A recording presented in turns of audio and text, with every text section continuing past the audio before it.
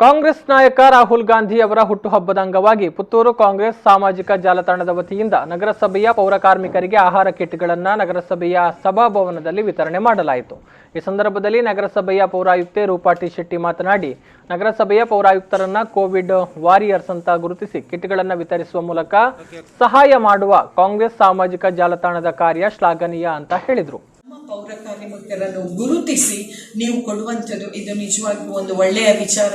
ಯಾಕೆಂದ್ರೆ ನಮ್ಮ ಪೌರ ಕಾರ್ಮಿಕರು ಹೇಳಿದ್ರೆ ಅವರು ಮಾಡುವಂತಹ ಕೆಲಸವನ್ನು ಗುರುತಿಸುವಂಥದ್ದು ಹೇಳಿದ್ರೆ ಅವರಿಗೆ ನಾವು ಕೊಡುವಂತಹ ಒಂದು ನಿಜವಾಗೂ ಒಂದು ಹೆಮ್ಮೆ ವಿಷಯ। ಯಾಕೆಂದ್ರೆ ಎಲ್ಲಿ ನಮ್ಮ ಪೌರ ಕಾರ್ಮಿಕರು ಹಿಂದೆಲ್ಲ ಉಂಟು, ಪೌರ ಕಾರ್ಮಿಕರು ಹೇಳಿದ್ರೆ ಅವರನ್ನು ಯಾರು ಹತ್ತಿರ ಸೇರಿಸುವಂತಿರ್ಲಿಲ್ಲ।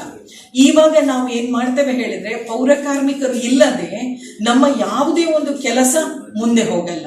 ಸೊ ಅವರಿಗೆ ನೀಡುವಂತಹ ಗೌರವ ಹೇಳಿದ್ರೆ ನಮ್ಮಕ್ಕಿಂತಲೂ ಹೆಚ್ಚಾಗಿ ನಾವು ಅವರಿಗೆ ಕೊಡ್ಬೇಕು। ಯಾಕಂದ್ರೆ ಸುಮಾರು 70 ಮಂದಿ ಪೌರ ಕಾರ್ಮಿಕರಿಗೆ ಕಿಟ್ಗಳನ್ನು ಈ ವೇಳೆ ವಿತರಿಸಲಾಯಿತು। ವೇದಿಕೆಯಲ್ಲಿ ಈ ಸಂದರ್ಭ ಬ್ಲಾಕ್ ಕಾಂಗ್ರೆಸ್ ಮಾಜಿ ಅಧ್ಯಕ್ಷ ಕಾವು ಹೇಮನಾಥ ಶೆಟ್ಟಿ, ನಗರಸಭೆಯ ಆರೋಗ್ಯ ನಿರೀಕ್ಷಕರಾದ ರಾಮಚಂದ್ರ, ಶ್ವೇತಾ ಕಿರಣ್, ಕಾಂಗ್ರೆಸ್ ಮುಖಂಡ ಲೋಕೇಶ್ ಹೆಗ್ಡೆ ಉಪಸ್ಥಿತರಿದ್ದರು।